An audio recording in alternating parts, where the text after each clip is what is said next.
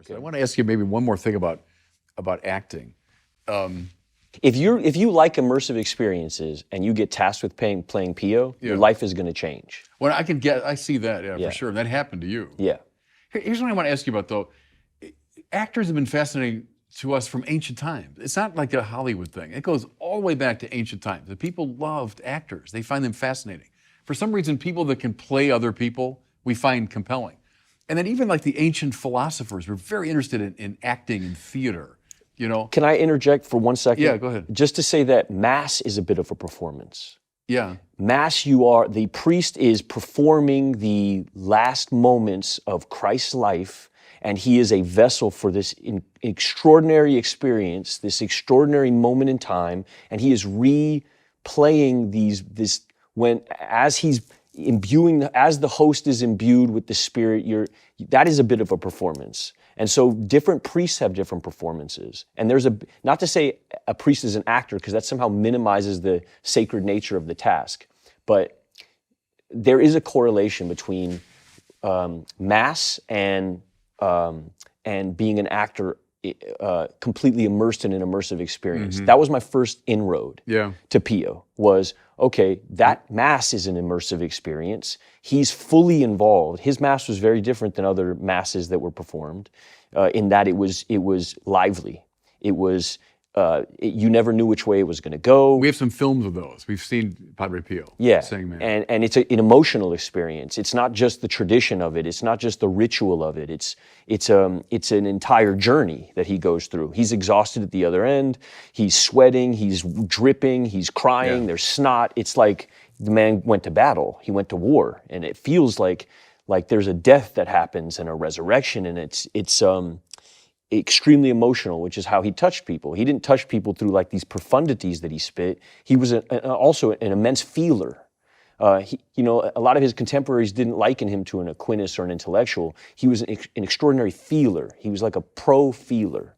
And that was my first inroad to him, was the fact that I as an actor who feels that way, that I'm not like I didn't go to school. I didn't go to Juilliard. I'm just like a street tough who wound up in this wild world.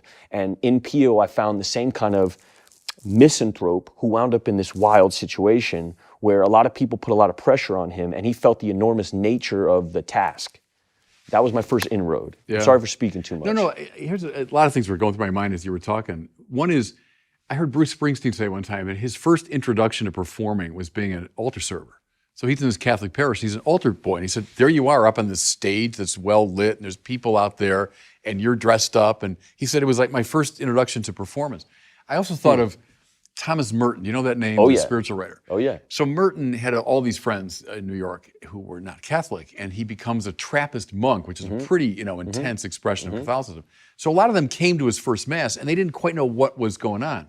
So one of his buddies, a guy named Seymour Friedgood, who was Jewish, said, what is the Mass? And Merton said, well, it's like a ballet with certain prescribed movements and gestures. Now that was the pre-conciliar Mass, the older Mass, which probably is a little bit more like that, you know, but it's to your point about the performance of it or the drama of it, because it is a sort of recapitulation of the drama of Christ's life. Even the priest coming into the sanctuary, the word entering into flesh, coming into the world, the priest being relatively silent for the first part of Mass, the quiet, the silent years of Jesus. Then the proclamation of the word, that's Jesus preaching. You know, then there's the sacrifice of Calvary, et cetera. So the Mass is if you want, a dramatic representation of the life and death and resurrection of Jesus. Also, when Mass is done really, really well, you feel like a secret is being shared with you. And good performances are this way. When you see really good performances, you feel like, oh wow, this person is sharing a secret with me. It connects in something deeper where you feel like somebody is expressing something from in you and you're seeing it up on screen, and that's what I get out of really good Mass. A really good Mass feels like it's sharing some secret with me, some profound secret with me. Not to get too corny or anything like that, but that's what it... Let me ask you about that, because that was my question about the philosophers, and I won't get too technical, don't worry about that. But like Aristotle said, theater is cathartic. And what he meant was, that means just like cleansing. Catharsis means like a purification. As I watched the actors on stage, he thought, and especially it was pity and fear and sorrow, these deep emotions we have. that we kind of act them out with the actors and we sort of deal with them. And, we post-Freudian people get that too, of like deep emotions in us that might be suppressed, but they're coming out as we're watching a great film or a great play.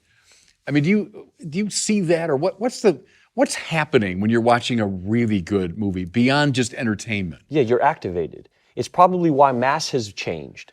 The Mass has changed because there was a yearning to activate the public in an artificial way.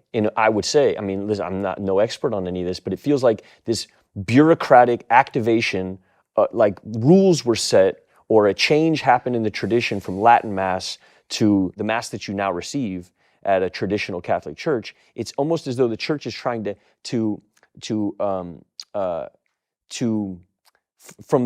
almost from the office, activate the audience without putting the agency on the priest.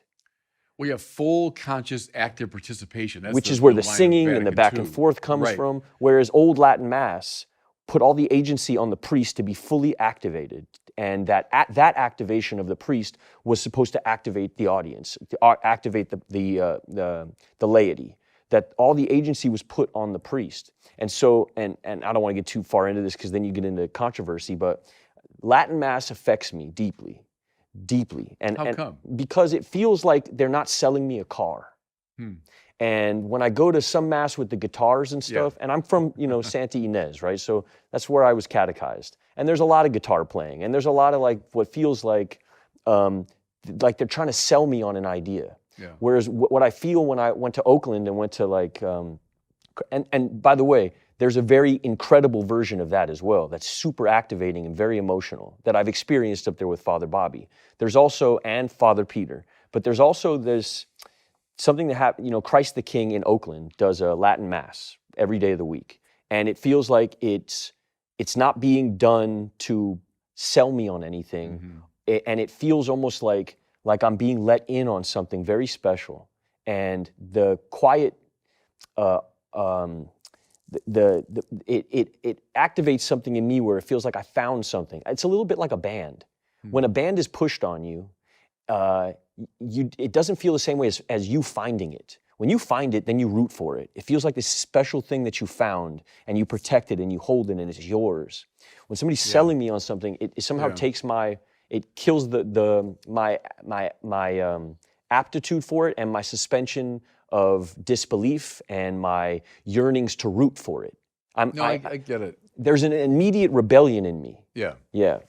No, I get that. You're hitting different dimensions of it, because you might say the shadow side of the older form was it became too much of a theater performance and the audience is just kind of sitting there taking it in, where what all the liturgical reform people wanted, this is way back in the 40s and 50s, was this full, conscious, active participation.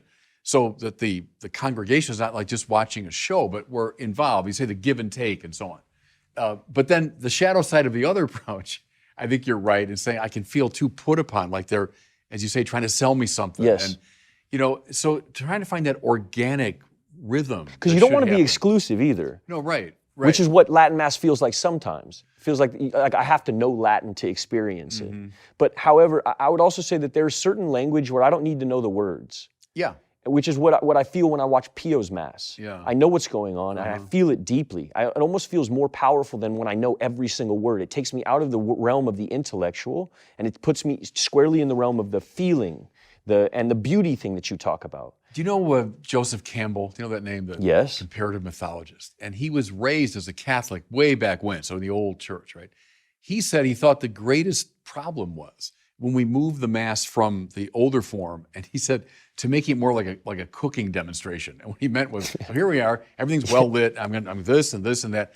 And I get his point. It's kind of the point you're making, that if it becomes too obvious, too rationalized, hey, everybody, look, here's what's going on, that it does take something away from the experience of the mystique of it.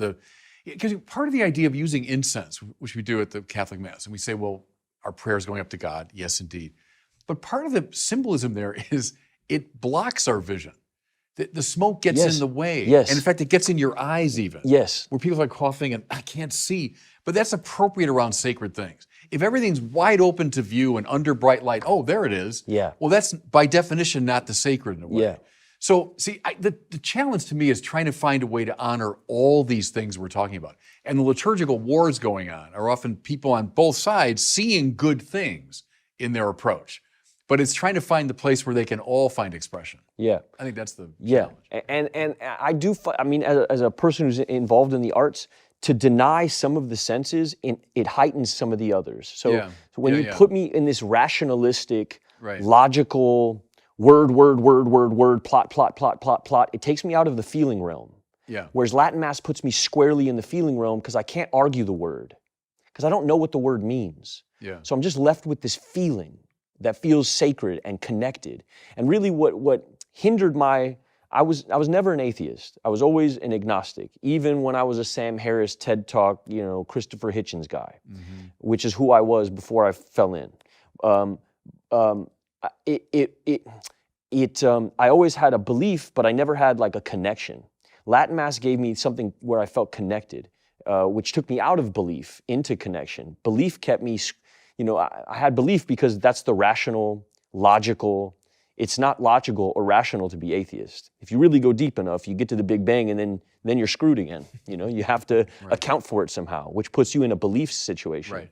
But too much of that logic and too much of that rationale takes me out of feeling, which takes me out of connection. No, and it's a good instinct, because Catholicism, I think part of our genius is we never threw anything out, that we have kind of this all-encompassing thing.